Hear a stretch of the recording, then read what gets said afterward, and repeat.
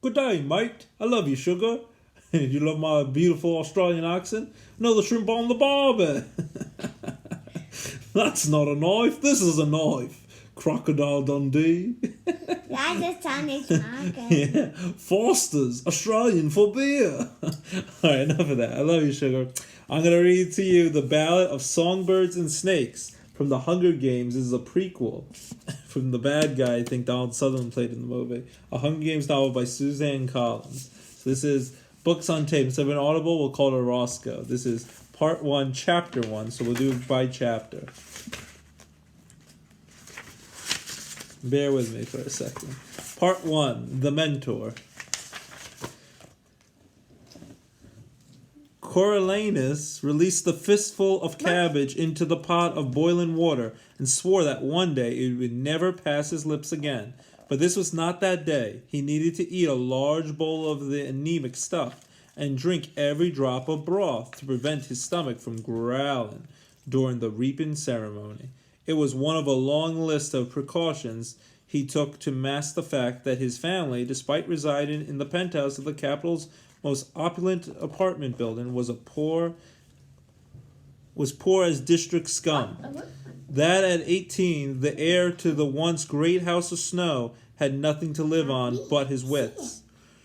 His shirt for the reaping was worrying him. He had an acceptable pair of dark dress pants bought on the black market last year, but the shirt was what people looked at. Fortunately, the academy provided the uniforms it required for daily use. For today's ceremony, however, students were instructed to be dressed fashionably, but with the solemnity the occasion dictated. Tigris had said to trust her, and he did. Only his cousin's cleverness with a needle had saved him so far. Still, he couldn't expect miracles. The shirt they dug from the back of the wardrobe, his father's, from better days, was stained and yellow with age. Half the buttons missing, a cigarette burn on one cuff, too damaged to sell, and even in the worst of times. And this was to be his reaping shirt? This morning he had gone to her room at daybreak, only to find both his cousin and the shirt missing. Not a good sign. Had Tigris given up on the old thing and braved the black market in some last-ditch effort to find him proper clothing? And what on earth would she possess worth trading for it? Only one thing, herself. And the house of Snow had not yet fallen that far, or was it fallen now as he salted the cabbage? He thought of people putting a price on her, with her long pointed nose and skinny body. Tigris was no great beauty, but she had a sweetness, a vulnerability that invited abuse. She would find takers if she had a mind to. The idea made him feel sick and helpless, and consequently disgusted with himself. From deep in the apartment he heard the recording of the capital anthem. Gem of Panem? Kick on! His grandmother's tremulous soprano voice joined in, bouncing off the walls. Gem of Panem? Mighty city? Through the ages you shine anew. As always, she was painfully off-key and slightly behind tempo. The first year of the war, she played the recording on national holidays for 5-year-old Coriolanus and 8-year-old Tigris in order to build their sense of patriotism. The daily recital hadn't begun until that black day when the district rebels had surrounded the capital, cutting it off from supplies for the remaining 2 years of the war. Remember, children, she'd say, we are but besieged. We have not surrendered. Then she would warble the anthem out of the penthouse window as the bombs rained down, her small act of defiance.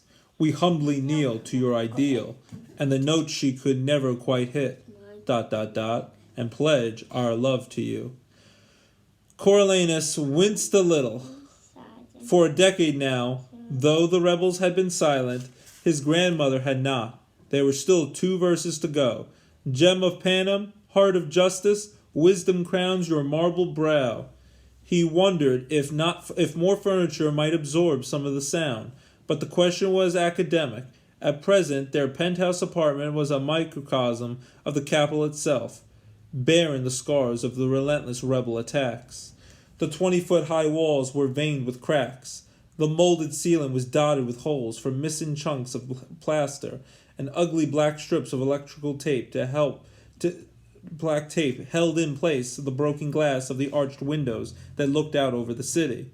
Throughout the war and the decade that followed, the family had been forced to sell or trade many of its possessions, so that some rooms were entirely empty and closed off, and the others sparsely furnished at best. Even worse, during the bitter cold of the siege's final winter, several elegant carved wooden pieces and innumerable volumes of books had been sacrificed to the fireplace to keep the family from freezing to death. Watching the bright pages of his picture books, the very ones he'd pored over with his mother, reduced to ashes, had never failed to bring him to tears. But better off sad than dead. Having been in his friends' apartments, Coriolanus knew that most families had begun to repair their homes, but the Snows could not even afford a few yards of linen for a new shirt.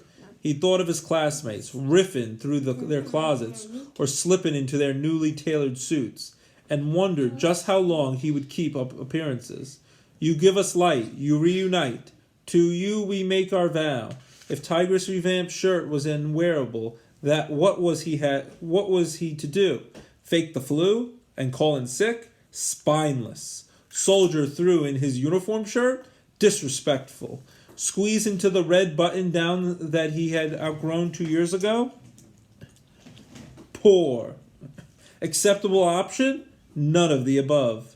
Perhaps Tigris had gone to ask help from her employer, Fabricia Whatnot, a woman as ridiculous as her name, but with a certain talent for derivative fashion. Whether the trend was feathers or leathers, plastics or plush, she could find a way to incorporate at a reasonable rate. Not much of a student, Tigris had foregone university when she graduated from the academy to pursue her dream of becoming a designer. She was supposed to be an apprentice, although Fabricia used her more as slave labor, requiring her to give foot massages and clean clumps of her long magenta hair from the drains. But Tigris never complained, and would hear no criticism of her boss. So pleased and grateful was she to have a position in fashion. Gem of Panem, seat of power, strength in peacetime, shield in strife. Coriolanus opened the refrigerator, hoping for something to liven up the cabbage soup. The sole occupant was a metal saucepan. When he removed the lid, a mush of congealed, shredded potatoes stared back at him. Had his grandmother finally made good her threat of learning to cook? Was the stuff even edible? He replaced the lid until he had more information to work with. What a luxury it would be to toss it in the trash without a second thought. What a luxury trash would be. He remembered, or thought he did, being a very small and watching garbage trucks operated by avoxes. Tongueless workers made the best workers, or so his grandmother said, humming down the streets, emptying large bags of discarded food, containers worn, household items. Then came the time when nothing was disposable, no calorie unwanted, and no item unable to be traded, or burned for heat, or tucked against a wall for insulation. Everyone had learned to despise waste. It was creeping back into fashion, though. A sign of prosperity, like a decent shirt. Protect our land, with armored hand. The shirt. His mind could fixate on a problem like that, anything, really, and not let go. As if controlling one element of his world would keep him from ruin. It was a bad habit that blinded him to the other things that could harm him. A tendency toward obsession what was hardwired into his brain, and would likely be his undoing if he couldn't learn to outsmart it. His grandmother's voice squeaked out the final crescendo. Our capital, our life. Crazy old woman, still clinging to the pre-war days. He loved her, but she'd lost touch with reality years ago. Every meal she'd rattle on about the Snows, legendary grandeur, even when their fare consisted of watery bean soup and stale crackers. And to hear her tell it, it was a given that his future would be glorious. When Coriolanus is president, she often began, when Coriolanus is president, everything from the rickety Capital Air Force to the exorbitant price of pork chops would be magically corrected. Thank goodness the broken elevator and her arthritic knees prevented her from going out much, and her infrequent visitors were as fossiled as she. The cabbage began to boil, filling the kitchen with the smell of poverty. Coriolanus jabbed at it with a wooden spoon. Still, no tigress. Soon it would be too late to call and make an excuse. Everyone would have assembled at the Academy's Heavensby Hall. There would be anger and to deal with, as much as disappointment from his communications professor. Satira Click, who had campaigned for him to receive one of the 24 coveted mentorships in the Hunger Games, besides being Satira's favorite, he was her teaching aide, and doubtless she would need him for something today. She could be unpredictable, especially when she'd been drinking, and that was a given on the day of the reaping. He'd better call and warn her, say he couldn't stop vomiting or something, but would do his best to recover. He steeled himself and picked up the phone to plead dire illness when another thought hit him. If he failed to show, would she allow them to replace him as a mentor? And if she did, would that weaken his chance for one of the Academy prizes presented at graduation? Without such a prize, he had no way to afford to go to university, which meant no career, which meant no future. Not for him, and who knew what would happen to the family? And the front door, warped and complaining, scraped open. "Coro!" Tigress cried out, and he slammed the phone down. The nickname she'd given him when he was a newborn had stuck. He flew out of the kitchen, almost knocking her over, but she was too excited to reproach him. I did it. Well, I did something." Her feet did a rapid little run in place, as she held up a hanger draped in an old dress bag. Look! Coriolanus unzipped the bag and stripped it from the shirt. It was gorgeous. No, even better. It was classy. The thick linen was neither the original white nor the yellow of age, but a delicious dream.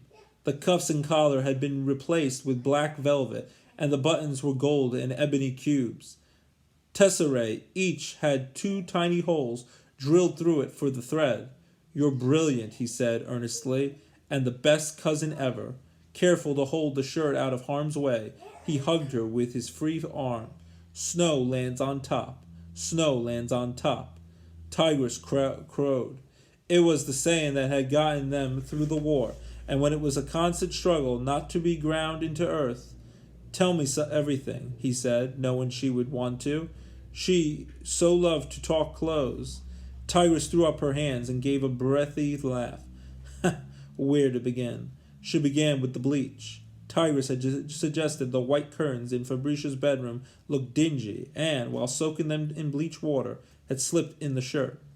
It had responded beautifully, but no amount of soaking could entirely erase the stains. So she'd boiled the shirt with dead marigolds she'd found in the bin outside Fabricia's neighbors, and the blossoms had dyed the linen just enough to conceal the stains. The velvet for the cuffs was from a large drawstring pouch that had held some now meaningless plaque of their grandfathers. The tesserae she had pried from the interior of a cabinet in the maid's bathroom. She had gotten the building maintenance man to drill the holes in exchange for mending his coveralls. "Was that this morning?" he asked. "Oh no, yesterday.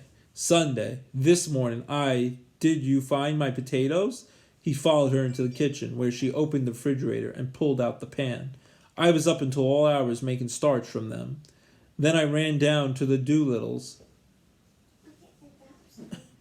so I could have a proper iron. Save these 4 for the soup." Tigress upended the mess into the boiling cabbage and stirred it around. He noticed the lilac circles under her golden brown eyes and couldn't help feeling a pang of guilt. "When was the last time you slept?" he asked. "Oh, I'm fine. I ate the potato skins. They say that's where the vitamins are anyway. And today's the reaping, so it's practically a holiday," she said cheerfully. "Not at Fabricius," he said. "Not anywhere, really.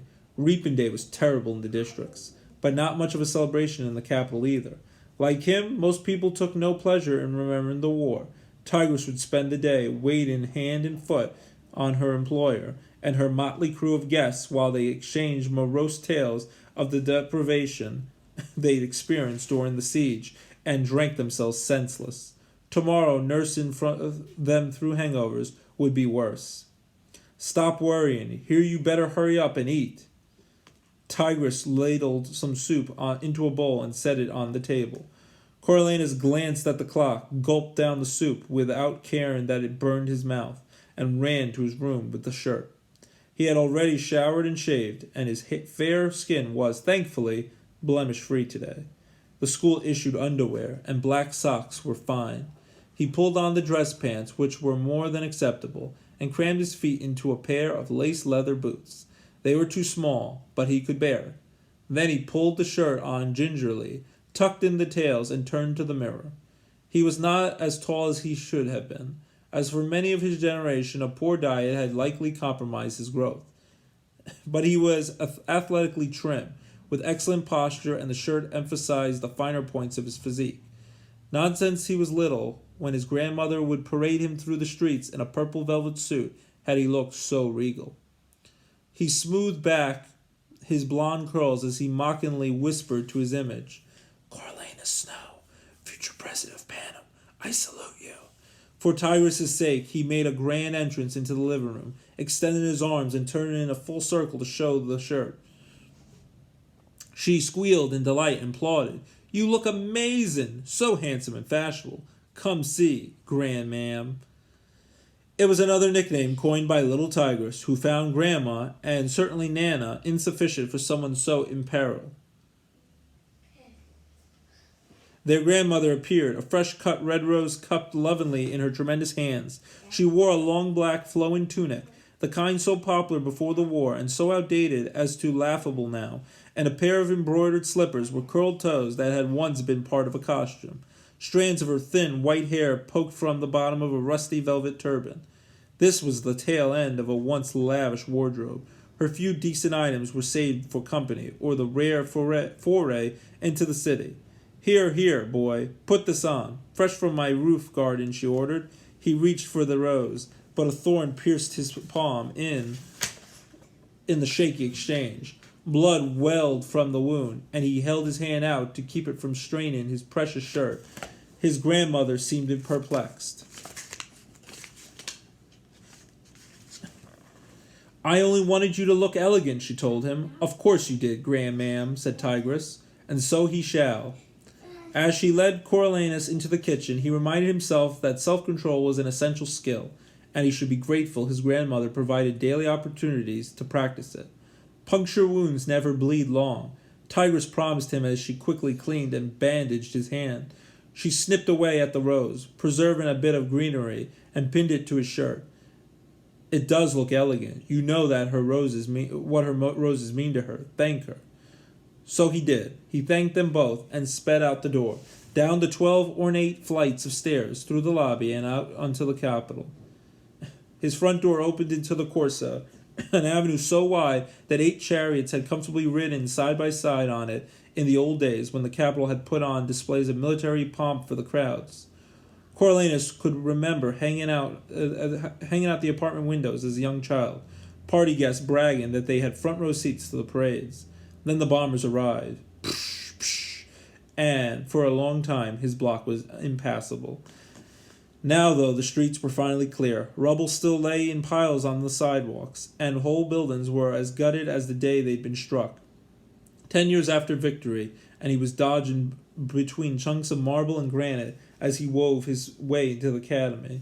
Sometimes Coriolanus wondered if the debris had been left there to remind the citizens of what they had endured. People had short memories. They needed to navigate the rubble, peel off the grubby ration coupons, and witness the Hunger Games to keep the war fresh in their minds. Forgetting could lead to complacency, and then they'd all be back to square one. As he turned onto the Scholars' Road, he tried to measure his pace. He wanted to arrive on time, but cool and composed, not a sweaty mess. This reaping day, like most, was shaping up to be a scorcher. But what else could you expect on July 4th? He felt grateful for the perfume of his grandmother's rose, as his warming shirt was giving off a faint scent of potatoes and dead marigolds. As the finest secondary school in the capital, the academy educated the offspring of the prominent, wealthy, and influential. With over 400 students in each class, it had been possible for Tigris and Coriolanus, given their family's long history at the school, to gain acceptance without much difficulty. Unlike the university, it was tuition free and provided lunch and school supplies along with uniforms. Anyone who was anyone attended the academy, and Coriolanus would need those connections as a foundation for his future. The grand staircase up to the academy could hold the entire student body, so it easily accommodated the stream of officials, professors, and students headed for the Reaping Day festivities. Coriolanus climbed it slowly, attempting a casual dignity in case he caught anyone's eye. People knew him, or at least they had known his parents and grandparents, and there was a certain standard expected of a Snow. This year, beginning this very day, he was hoping to achieve personal recognition as well. Mentoring in the Hunger Games was his final project before graduating from the academy in midsummer. If he gave an impressive performance as a mentor, with his outstanding academic record, Coriolanus should be awarded a monetary prize substantial enough to cover his tuition at the university. There would be 24 tributes, one boy, one girl from each of the 12 defeated districts, drawn by lottery to be thrown into an arena to fight to the death in the Hunger Games. It was all laid out in the Treaty of Treason that had ended the dark days of the district's rebellion, one of the many punishments borne by the rebels. As in the past, the tributes would be dumped into the capital arena, a now dilapidated amphitheater that had been used for sports and entertainment events before the war, along with some weapons to murder one another. Viewing was encouraged in the capital, but a lot of people avoided it. How to make it more engaging was the challenge. With this in mind, for the first time, the tributes were to be assigned mentors. 24 of the Academy's best and brightest seniors had been tapped for the job. The specifics of what this entailed were still being worked out. There was talk of preparing each tribute for a personal interview, maybe some grooming for the cameras. Everyone agreed that if the Hunger Games were to continue, they needed to evolve into a more meaningful experience, and the parent of the capital youth with the district tributes had people intrigued. Coriolanus made his way through an entry draped in black banners, down a vaulted passage, and into cavernous Heavensby Hall, where they would watch the broadcast of the Reaping ceremony. He was by no means late, but the hall was already humming with faculty and students and a number of game officials who were not required for the opening day's broadcast. Avoxes wove through the crowd with trays of pasca, a concoction of watery wine laced with honey and herbs. It was an intoxicating version of the sour stuff that had sustained the capital through the war, supposedly fending off illness. Coriolanus took a goblet and swished a little of the pasca around his mouth, hopefully rinsing away any trace of cabbage breath, but he only allowed himself one swallow. It was stronger than most people thought, and in previous years he had seen upperclassmen make complete fools of themselves by imbibing too deeply. The world still thought Coriolanus was rich, but his only real currency was charm, which he spread liberally as he made his way through the crowd. Faces lit up as he gave friendly hellos to students and teachers alike, asking about family members, dropping compliments here and there. Your lecture on district retaliation haunts me. Love the bangs. How did your mother's back surgery go? Well, tell her she's my hero. He traveled past the hundreds of cushioned chairs set up for the occasion and onto the dais, where Satira was regaling a mix of academy professors and games officials with some wild story. Although he only caught the last line, "Well, I said, I'm sorry about your wig, but you were the one who insisted on bringing a monkey." He dutifully joined in the laughter that followed. "Oh, Coriolanus," Satira drawled as she waved him over, "here's my star pupil." He gave her the expected kiss on the cheek and registered that she was several glasses of pasca ahead of him. Really, she needed to get her drinking under control, although the same thing could be said for half the adults he knew. Self-medication was a city-wide epidemic.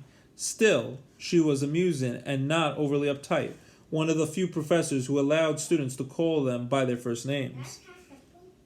She drew back a bit and surveyed him. "Beautiful shirt. Where did you get such a thing?" He looked at the shirt, as if surprised by its existence, and gave the shrug of a young man of limitless options. "The Snows have deep closets," he said airily. I was trying for respectful yet celebratory. "And so it is. What are these cunning buttons?" Satir asked, fingering one of the cubes in his cuff. "Tesserae. Are they? Well, that explains why they remind me of the maid's bathroom," Coriolanus responded, drawing a chuckle from her friends. This was the impression he fought to sustain. A reminder that he was the rare person who had a maid's bathroom, let alone one tiled with tesserae, tempered with a self-deprecating joke about his shirt. He nodded at Satira. "Lovely gown. It's new, isn't it?" He could tell at a glance that it was the same dress she always wore to the reaping ceremony, refurbished with tufts of black feathers. But she had validated his shirt, and he needed to return the favor. I had it done especially for today," she said, embracing the question. "10th anniversary and all that." "Elegant," he said. All in all, they were not a bad team. His pleasure drained as he spotted the gymnasium mistress, Professor Agrippina Sickle, using her muscular shoulders to maneuver her way through the crowd. Behind her was her aide, Sejanus Plinth, who was carrying the ornamental shield Professor Sickle insisted on holding for the group photo each year. It had been awarded to her at the end of the war for successfully overseeing academy safety drills during the bombings. It was not the shield that caught Coriolanus' attention for Sejanus's outfit. A soft charcoal gray suit with a blinding white shirt offset by a paisley tie, cut to add flow to his tall, angular frame. The ensemble was stylish, brand new, and smelling of money. War profiteering, to be exact. Sejanus' father was a District 2 manufacturer who had sided with the president. He had such a fortune off munitions that he had been able to buy his family's way into a life in the capital. The Plinths now enjoyed privileges that the oldest, most powerful families had earned over generations.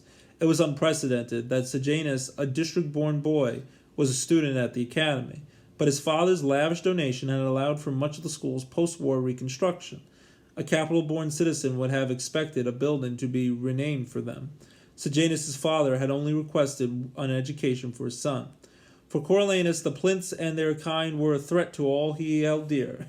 The newly rich climbers in the capital were chipping away at the old order simply by virtue of their presence.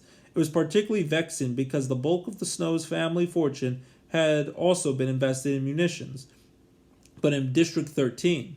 Their sprawling complex, blocks and blocks of factories and research facilities, had been bombed to dust. District 13 had been nuked, and the entire area still emitted unlivable levels of radiation. The center of the capital's military manufacture had shifted to District 2 and fallen right into the Plinth's laps. When news of District 13's demise had reached the capital, Coriolanus' grandmother had publicly brushed it off, saying it was fortunate that they had plenty of other assets. But they didn't. Sejanus had arrived on the school playground 10 years ago, a shy, sensitive boy cautiously surveying the other children with a pair of soulful brown eyes, much too large for his strained face. When word had gotten out that he had come from the districts, Coriolanus' first impulse had been to join his classmates, campaign to make the new kid's life a living hell. On further reflection, he ignored him. If the other capital children took this to mean that baiting the district brat was beneath him, Sejanus took it as decency. Neither take was quite accurate, but both reinforced the image of Coriolanus as a class act. A woman of formidable stature, Professor Sickle, cruised into Satira's circle, scattered her inferiors to the four winds. "Good morning, Professor Click." "Oh, Agrippina, good. You remember your shield," said Satira, accepting a firm handshake. "It worries me that the young people will forget the real meaning of the day. And Sejanus, how smart you look." Sejanus attempted a bow, sending a wayward lock of hair into his eyes. The cumbersome shield caught him into the chest. "Too smart," said Professor Sickle. "I told him if I wanted a peacock, I'd call the pet store." "They should all be in their uniforms," she eyed Coriolanus. "That's not terrible. Your father's old mess dress shirt." Was it? Coriolanus had no idea. A vague memory of his father in a dashing evening suit dripping in metals came to him. He decided to play out the hand. Thank you for noticing, Professor. I had it redone so as not to suggest I'd seen combat myself." But I wanted him here with me today. Very fitting, said Professor Sickle. Then she directed her attention to Satira and her views on the latest deployment of peacekeepers, the nation's soldiers, to District 12, where the coal miners were failing to produce their quotas. With their teachers engaged, Coriolanus nodded at the shield. Getting a workout this morning? Sejanus gave a wry smile. Always an honor to be of service. That's a fine polished job, Coriolanus replied. Sejanus tensed at the implication that he was, what, a suck-up? A lackey? Coriolanus let it build a moment before he diffused it. I should know. I do all Satira's wine goblets. Sejanus relaxed at that. Really? No, not really, but only because she hasn't thought of it, said Coriolanus, seesawing between disdain and camaraderie. Professor Sickle thinks of everything. She doesn't hesitate to call me, day or night. Sejanus looked as if he might continue, then just sighed. Ah. And of course, now that I'm graduating, we're moving closer to the school. Perfect timing, as usual. Somewhere on the Corso, a lot of those grand places will be going on the market soon. Owners not being able to afford the taxes, or some such, my father said. The shield scraped the floor, and Sejanus hefted it up. They don't tax properties in the capital, only in the districts, said Coriolanus. It's a new law, Sejanus told him, to get more money for rebuilding the city. Coriolanus tried to tamp down the panic rising inside him. A new law? Instated a tax on his apartment? For how much? As it was, they barely eked out a living on Tigris's pittance, the tiny military pension his grandmother received for her husband's service to Panem, and his own dependent benefits as the child of a slain war hero, which would cease on graduation. If they couldn't pay the taxes, would they lose the apartment? It was all they had. Selling the place would be of no help. He knew his grandmother had borrowed every cent on it she could. If they sold, there would be next to nothing left. They would have to move to some obscure neighborhood and join the grimy ranks of everyday citizens, without status, without influence, without dignity. The disgrace would kill his grandmother. It would be kinder to toss her out the window of the penthouse. At least that would be quick. You all right? Sejanus peered at him, puzzled. You just went white as a sheet.